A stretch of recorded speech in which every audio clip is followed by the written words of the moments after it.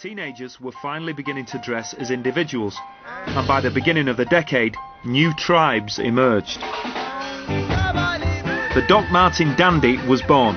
Skinheads, Sueades and soul boys created their own look, which embraced traditional men's clothing, but gave it an edge and an attitude of its own. I mean, most things in fashion, style, music are a reaction to something else. Before glam rock, the overriding working class youth look had been skinhead, which was very regimented.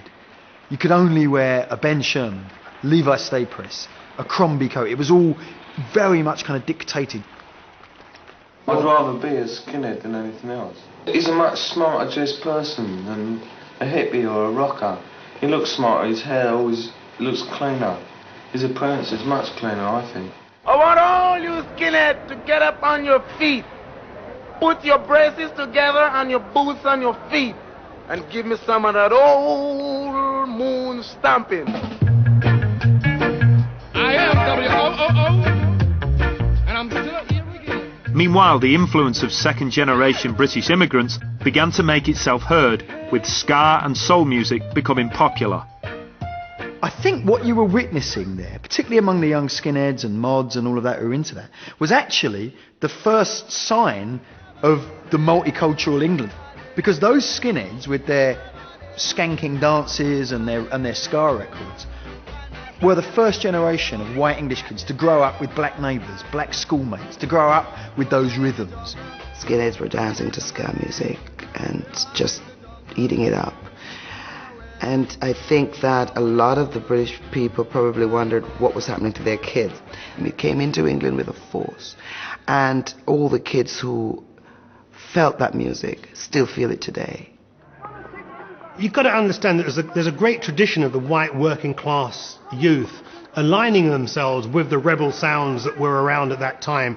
And invariably, that's always been black music. I think the difference with the 70s experience is that the effect was a lot more direct. No longer were people listening to musics from the Mississippi Delta. You know, we were growing up next door to people. It was more River Thames than the Mississippi Delta.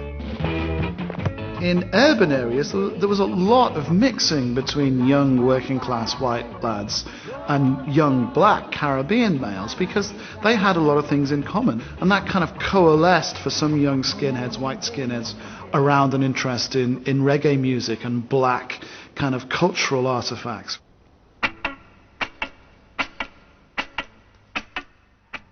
Bob Marley was a dominant personality.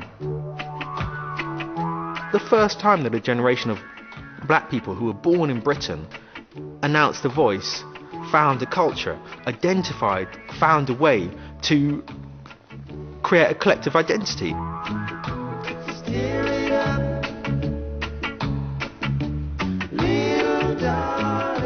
It's not like everyone who's black became a dread, but pretty much most black people in Britain liked Bob Marley. I had black mates at school who suddenly could walk really proud because Bob Marley was suddenly everybody's hero, and it was cool to have locks, and it was cool to, you know, smoke a bit of ganja and all of that. And so suddenly, all these kids who'd been ostracised, who'd you know been battered about by the police and insulted by their neighbours, suddenly they were hip. And I think that was fantastic. That was one of the best influences of the way that kind of reggae became important in England. It's our business to steer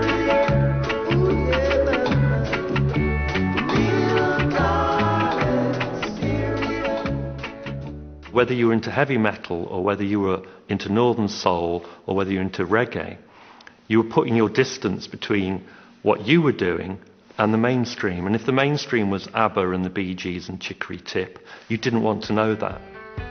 Well away from the mainstream in a corner of Lancashire, Northern Soul was born, when working class boys and girls found their own brand of soul with its own unique dance floor athletics.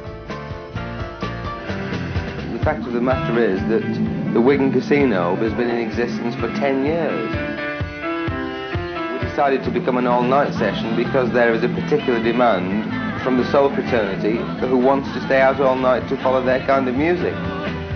Because this is what the kids want. It isn't something we want, it's something they want. People came from all over England to them. Not really for the music, but rather than the sense of belonging, the community feeling. People were nice to each other, so people thought, well, it's worth the travel. The drug-fueled all-nighters of the legendary Wigan Casino were the precursor to the raves of the late 80s.